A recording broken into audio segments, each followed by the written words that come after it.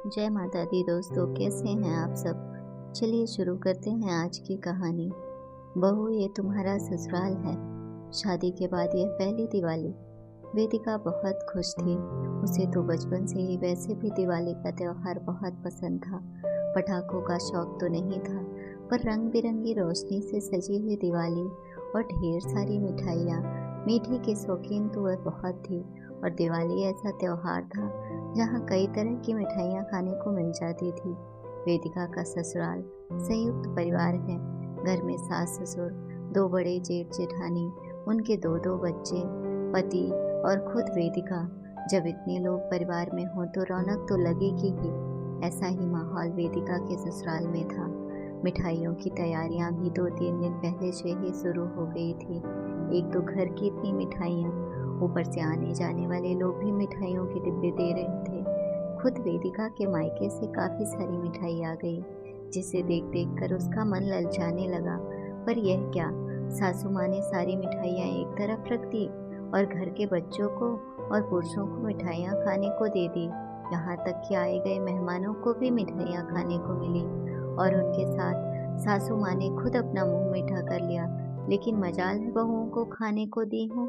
वेदिका जब अपनी जेठानियों के साथ खाना खाने बैठी तो इस बारे में उसने अपनी दोनों जेठानियों को कहा, पर उन्होंने उसे चुप रहने के लिए कहा। अरे नहीं नहीं, मम्मी जी बुरा मान जाएंगी। इस घर का नियम है, घर के पुरुषों और बच्चों को मिठाइयाँ मिल जाती हैं, मेहमानों को मिल जाती हैं, लेकिन बहुओं के हिस्से तो बची कुची मिठाई ही आती है, वह भी 2-3 दिन बाद। अरे इतनी सारी मिठाई है, अगर हम थोड़ी सी खा लेंगे तो कुछ बिगड़ जाएगा क्या। आखिर बनाने वाले भी तो हम लोग ही हैं। मम्मी जी का गुस्सा बहुत तेज है, और फिर हमें और हमारे पीहर वालों को दो बातें सुनाएंगे। इससे तो नहीं खाए तो ही अच्छा है। पर इसमें तो कई मिठाई हमारे पीहर वालों की ही तो दी हुई है। हाँ उन्होंने दी जरूर है, पर उसे खाने का हक हमारा नहीं है। देखा नहीं था तुमने, मम्मी जी खुद भी अपनी थाली में भी मिठाई नहीं ले रही हैं। कैसी बात कर रहे हो भाभी, मम्मी जी तो खुद मेहमानों के साथ बैठकर मिठाइयों का आनंद ले रही हैं।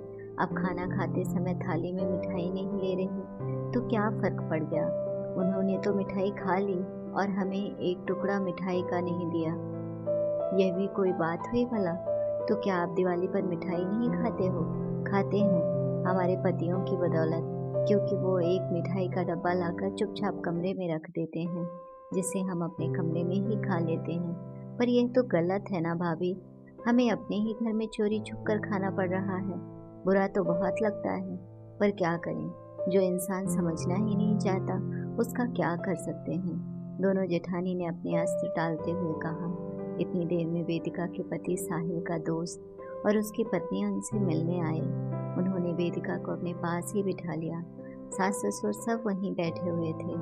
सासू माँ सबको मनोहार करके मिठाई खिला रही थी, लेकिन वेदिका से पूछा तक नहीं। इतने में साहिल के दोस्त की पत्नी ने एक मिठाई का टुकड़ा लेकर वेदिका के मुंह में जबरदस्ती रख दिया, यह कहते हुए कि भाभी आप तो मिठाई खा ही नहीं रही हैं। वहाँ तो सासू माँ ने कुछ नहीं कहा, लेकिन उनके जाने के बाद तो वेदिका की शामत ही आ गई।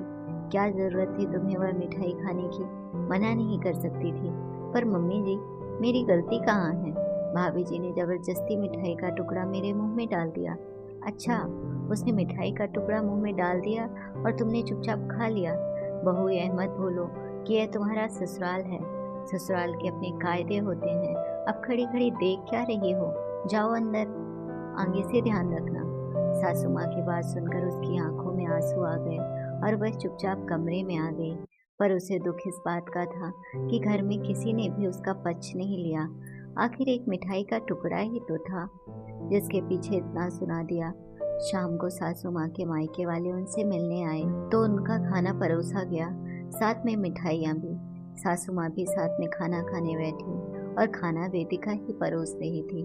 पर यह क्या, वेदिका ने सबकी थाली में मिठाई परोसी पर सासू माँ की थाली में नहीं। यह देखकर मम्मी जी ने कहा, अरे बहू, तुम अपनी सास को मिठाई परोसना भूल गई। मम्मी जी तो मिठाई नहीं खाती। अरे ऐसे कैसे नहीं खाती, उसे तो मिठाई बहुत पसंद है। इतने में सासू माँ भी बोल पड़ी, मैंने कब कहा मुझे मिठाइयाँ पसंद नहीं हैं। आपने सुबह कहा था ना कि ये ससुराल है, यहाँ मैं मिठाइयाँ पूछे बगैर नहीं खा सकती। तो मुझे लगा कि यह आपका भी तो ससुराल है, तो शायद आप भी नहीं खा सकती हो। इस घर का नियम है ना कि बहू को मिठाई नहीं दी जाती। वेदिका का ऐसा जवाब सुनकर सासू माँ झेप गई और अपने भाई भाभी के सामने उनकी निगाहें नीची हो गई। वहीं ससुर जी सासू माँ को गुस्से से देख रहे थे। आखिर वो बात संभालते हुए बोले, अरे वेदिका, तुम्हें गलतफहमी हुई होगी। इस घर में कभी किसी को खाने पीने के लिए नहीं टोका गया। अब जल्दी करो, बहुत भूख लगी है। जी पापा जी, ऐसा कहकर वेदिका खाना परोसने लगे। सासू माँ चुपचाप निगाहें नीची करके खाना खा रही थी। वहीं ससुर जी अपने गुस्से को कंट्रोल करते हुए खाना खा रहे थे। पर वो दिन था और आज का दिन कभी किसी बहू को मिठाई खाने के लिए रोका नहीं गया, क्योंकि अब ससुर जी खुद इस बात का ध्यान देते थे कि बहुओं के खाने पीने पर रोक टोक तो नहीं है। अगर कहानी अच्छी लगी हो तो अपने दोस्तों के साथ भी शेयर कीजिए और कमेंट में ज़रूर बताइए कि कैसी लगी ये कहानी। और हाँ, चैनल को सब्सक्राइब करना ना भूलें। धन्यवाद दोस्तों।